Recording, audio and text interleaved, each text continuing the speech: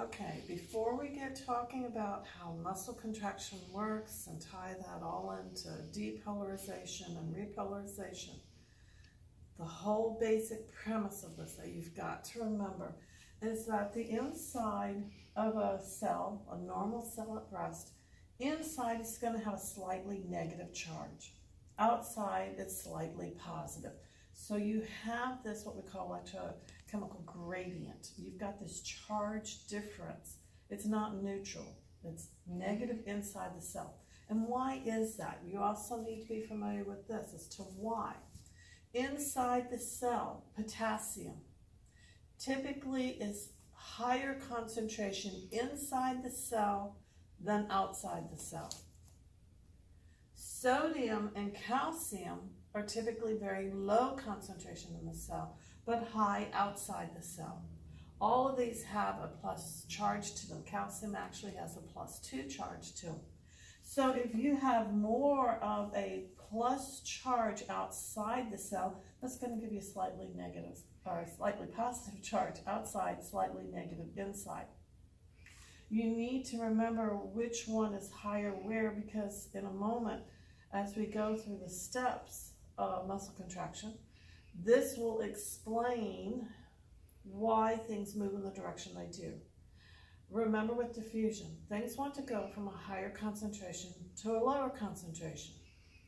So oftentimes what's going to happen is we have these ion gates, these gates that will open up in the plasma membrane. Some of them are very specific for which ion can pass through. So let's just say we open up a calcium ion gate. If we open a gate and calcium's higher outside the cell than inside, by diffusion, it's going to want to flow in. Same thing for sodium. Sodium is going to want to flow into the cell, but potassium is going to want to flow out. So at rest, we have this imbalance of the concentration, and that sets up for the charges, which is the resting potential, that you've got this electrical charge. Why? Because you have a difference in the charges on either side of the membrane. Why do you have that charge? It's because you have different concentration of these ions. And we're going to be making adjustments of that in order for an electrical impulse to be generated, come down and stimulate the muscle for muscle contraction. So you've got to keep this in mind and refer back to it. Okay, so we're going to go through the steps of muscle contraction in detail. I've got it down to about 27 different steps, so it's a lot of detail, but if you just take it step by step, it makes sense. This is the axon up here of the neuron, so the main cell body would be further up. I'm not drawing that in. But the electrical impulse has been generated. There's a stimulus, stimulated the neuron, and so you have your action potential that is moving down your axon. So this electrical charge is moving down towards the axon terminus. That's the little knob on the end of the axon. Remember from before that the whole premise of this is the inside of the cell at rest is slightly negative. The outside is positive. When the axon action potential is coming down the axon, it's changing. So temporarily the inside is positive and the outside is negative. So here it's still negative inside, positive outside. As that action potential, if I can speak, moves down, this is changing. So all these, you're getting this change in the charge. As it hits this knob on the end that's called the axon terminus, what happens is you have some gates, some ion gates that are voltage gates. So this is a voltage, this current that is moving down, this action potential. When it hits that gate, that change in that charge opens the gate. So it's like someone just came in and opened the latch on a gate, or just opened the door. Well, if you open the door, and these gates are specific for ions, in this case it's specific for calcium. So if you start opening the gates for calcium, calcium is higher outside the cell than inside the cell. So diffusion says, where does the calcium go? Calcium is going to flow into the axon. what does the calcium do once it's inside? In the knob, you have these little vesicles.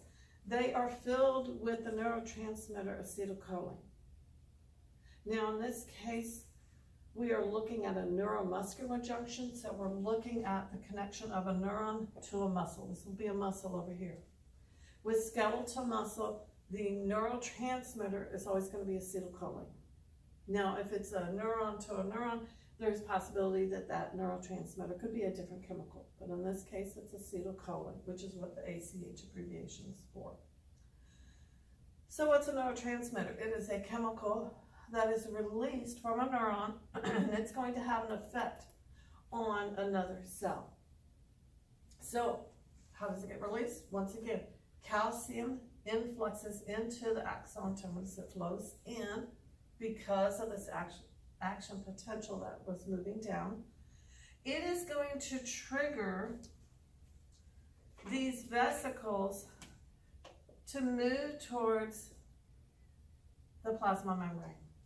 And what's going to happen is as it moves down here, it is going to spill out all of those chemicals. All of that acetylcholine now is going to flow out into the space here. And what is this space right here? The space between the neuron and the muscle. If I can write just here, draw this arrow. That is your synaptic clot. Remember, the neuron and the muscle are not physically touching each other. There's a little tiny little bit of space between the two. That is the synaptic clot. So when the acetylcholine is released from these vesicles, why? Because the calcium triggered it. How did the calcium get in? Because the action potential came down and opened the gates, allowing calcium in. So you release the acetylcholine, you're releasing it on the neuron side. So by diffusion, that just means it's going to flow from higher concentration here where it's being released across to the muscle side.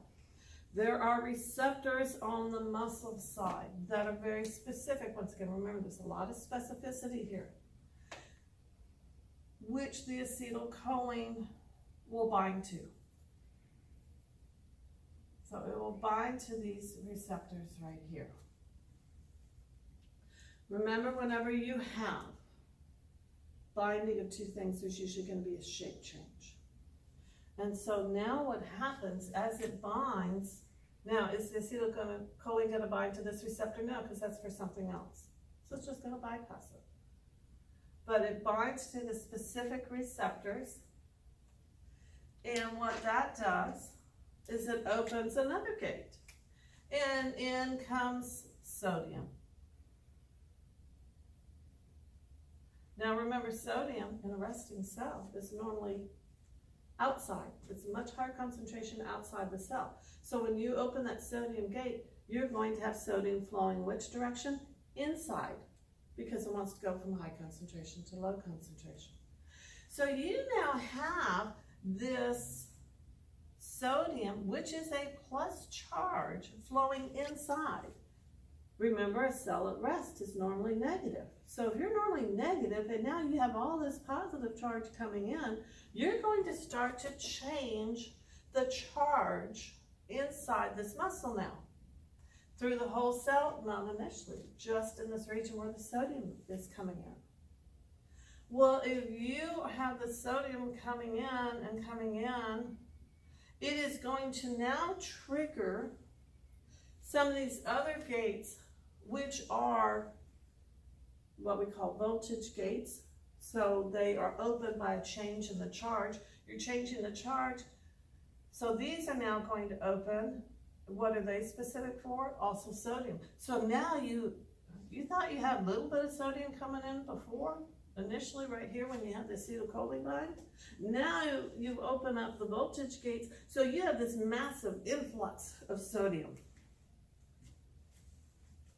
Once again, what's now happening along the membrane surface of the muscle? This is all becoming positive charge now. You've just generated an action potential in the muscle. You reach a threshold point It's all or nothing. It's kind of like, okay, the cell's slightly negative. You got all this positive charge in, so the charge starting to get positive. You reach a certain threshold and boom, it's gone. It becomes very, very positive inside. That's your action potential when you reach that threshold point. Before that, it's what we call a gradient potential. You just had this little area where it changes. Now it's spreading because you've had so much positive charge coming in. That positive charge is going to continue this action potential all the way down the membrane until you reach the T-tibials. Remember the T-tibials, these are these little indentations in the cell. So the charge is going to be coming along that membrane, it hits that T-tibial, and then yes, it's going to move down. What is the T-tibial part of? It's part of three things. Collectively, it's called a triad because there's three things. What are those three things? You have a T-tibial in the middle, and then on either side you have what's known as a terminal cisterna.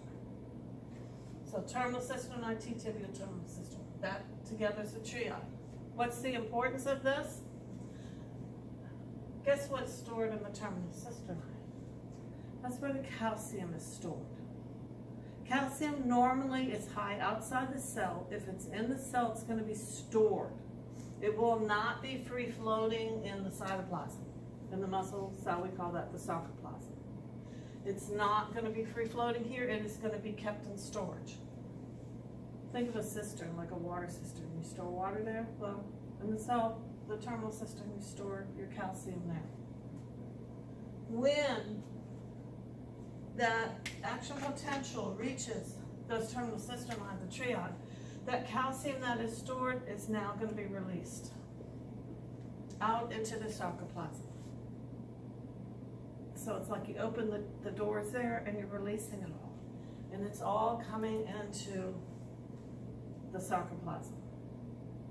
And why is this important? Because we need the calcium in order to start the actual muscle contraction. We haven't gotten to contraction yet.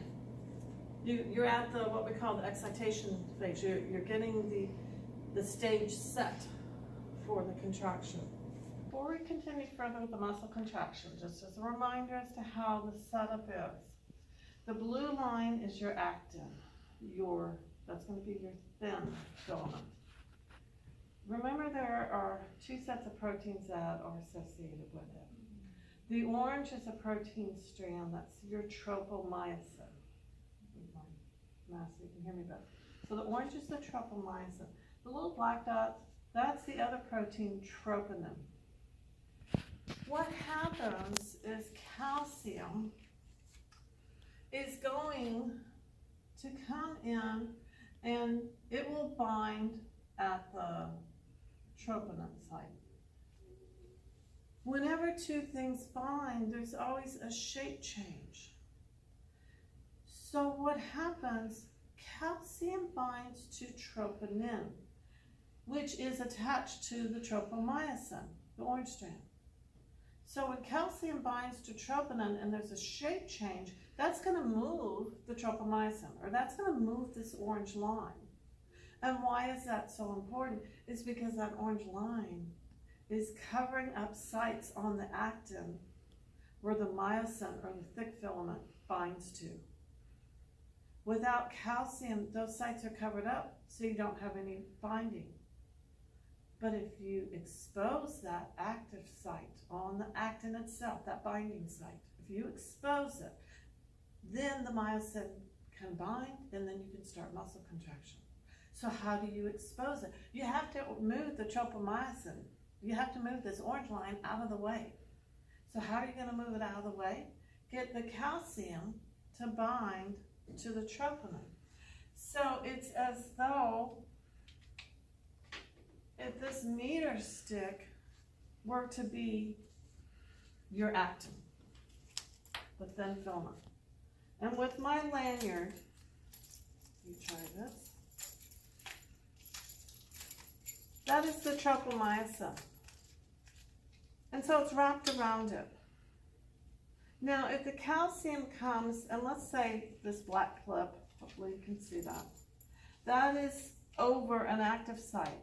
If calcium comes in and it binds, And now it shifts everything. Now your active site's exposed, so you can get binding here. You couldn't get binding before because it was covered up. So when calcium is present, it binds to the troponin. That binding causes a shape change, which shifts the tropomyosin, now exposing the site on the actin, so you can have binding occurring. So you had your calcium being released from the terminal cisternae over here in that triad portion, because the action potential came down. It released the calcium, and then remember we said the calcium is going to play a role with the actual contraction that's going to occur. So down here I've drawn the blue lines are your actin or your thin filaments. The red is your thick filaments or your myosin. So as calcium is flowing into the sarcoplasm, remember that's the cytoplasm of the muscle cell, which is where these myofilaments are, these muscle filaments are. We're all just inside one muscle fiber, one muscle cell. So the calcium comes down, and if you remember, I don't have drawn on here, the actin, from what we just previously said, has the tropomyosin wrapped around it, and on the tropomyosin is the troponin protein. So in a nutshell, calcium comes down, it's going to bind to those proteins, moving them, exposing the binding sites.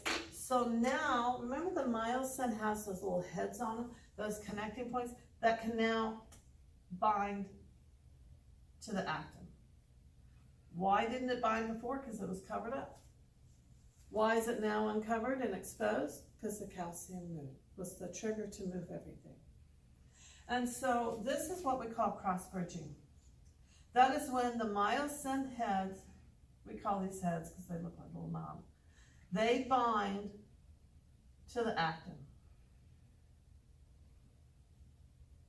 And so what happens is now, sorry, you're going to have to use my hands as a demo here. If this arm is the thin filament, and my right arm right here is the thick filament, and it's got the myosin head, the binding site is now exposed so the head can bind to it. It binds to that site, the head cocks, and then it's released. This series of steps will involve ATP. It's going to bind to the next site, cock, release, bind, cock, release, bind, cock, release. This is called the sliding filament theory. See how it's moving the thin filament along, which I couldn't really draw here, but you would have the blue lines moving this way. So it's shortening this way. That's contraction. You are finally getting muscle contraction because you're shortening that muscle now as it's sliding like this, because the binding site is exposed. That will continue as long as you have calcium here. How do you relax the muscle? How does all this stop? Well, you need to stop the action potential. How do you stop the action potential? You need to go way back over here in the synaptic clot where you had the acetylcholine, that neurotransmitter that was being released, that's opening these gates. Shut the gates, close the gates. It's kind of like close the front door. Don't let anything else in. How do you do that? There's an enzyme called acetylcholine esterase that will break down this acetylcholine. And it starts to break it down, removing it from those receptors. When you move it from the receptors, you close the gate. If you close the gate, you are now stopping this influx of sodium. How do you get things back to normal? Because you have a lot of positive charges coming in. Remember, you turn the inside of the cell positive. At rest, it's negative. You need to get it back to that negative charge. So this is where now your sodium gates are going to close. Shut down. Don't let any more sodium in. That's going to help because you're not letting any more positive charge in. You also have some of these other gates which are specific for potassium. They are going to open up and they are allowing potassium to flow out. potassium is normally, remember, higher inside the cell. So if you open a potassium gate or door, it's going to flow from high to low. It's going to flow out. And it's a positive charge. So now you're starting to move some of that positive charge out. The other thing that's going to play a role, and that you have to remember and keep in mind, is that at all times, during rest and at contraction, your sodium-potassium pumps are always working. And their purpose is to try to keep this imbalance, and that may sound backwards because chemically everything's wanting to reach equilibrium. You're wanting to get the potassium out, return the inside of the cell to more negative charge, but do you want enough to go out so you have equal concentration on both sides? No, you do not. Why? Because if you had equal concentration of potassium and sodium on both sides, inside and outside the cell, you would never have this electrochemical gradient that we talked about at the very beginning. If you have equal concentration of sodium on both inside and outside the cell and you open a sodium gate, are you going to have sodium flooding into the cell? No. It's already at equilibrium, so nothing would flow in. You would never generate an action potential, which would mean you would never get a muscle contraction. You would never get a nerve impulse. Bottom line is you would die. So you have to maintain this difference. You have to, after muscle contraction, as it starts to relax, you have to get the inside back to a negative charge, restore how everything was. The sodium-potassium pump is going to take 3 sodium ions out. So you're getting 3 plus charges out, and it is going to be bringing in 2 potassiums. Sodium and potassium each have a +1 charge. So if you're taking 3 plus charges out but only bringing 2 plus charges in, then you're helping to keep the outside positive and the inside negative. So that's going to also play a role in helping to restore things to that resting potential. Restoring that inner charge back to that negative charge rating is repolarization. Until everything is back restored to how it was before you even start this whole process, you're not going to be able to get another impulse. You may get an impulse on another cell, but on this particular cell, it cannot respond to another stimulus until everything is back restored to the resting membrane potential. Okay, this chart is my attempt to help kind of put together with you what's going on in terms of the charges in a cell during muscle contraction. And when we talk about depolarization and repolarization, how all that ties in. So at rest, we've talked about how the inside of the cell is slightly negative. And we can actually measure that. It's at about -70 millivolts. So that would be the resting stage. When you have initially that impulse, if we're talking about on the muscle, where the neuron stimulates it, you have the acetylcholine come in, bind to the receptors. Initially you have the sodium gates start to open. So you have the sodiums coming in, which is a plus charge, which means you're going closer now to 0 for that charge. You're going more positive. Why? Because your sodium gates are open.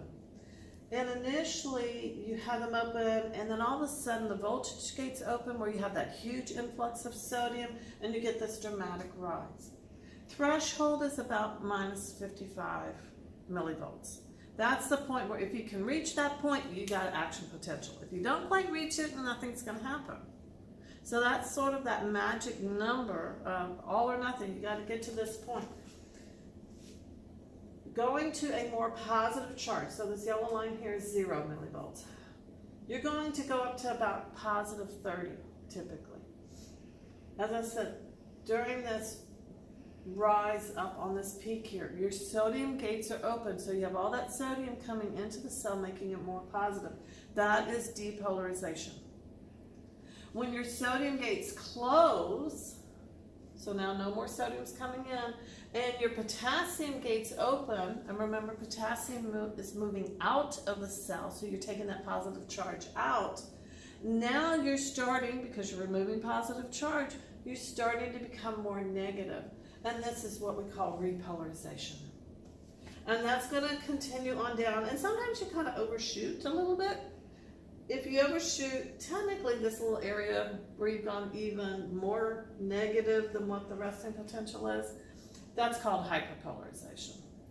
But it'll very quickly come back to the resting potential, the resting state right here.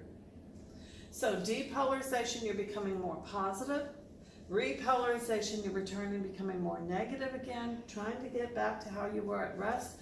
While you are in this stage here, until you return back to rest, you cannot respond to any additional stimuli. But hopefully that just kind of helps you to see it put into a graph in that way.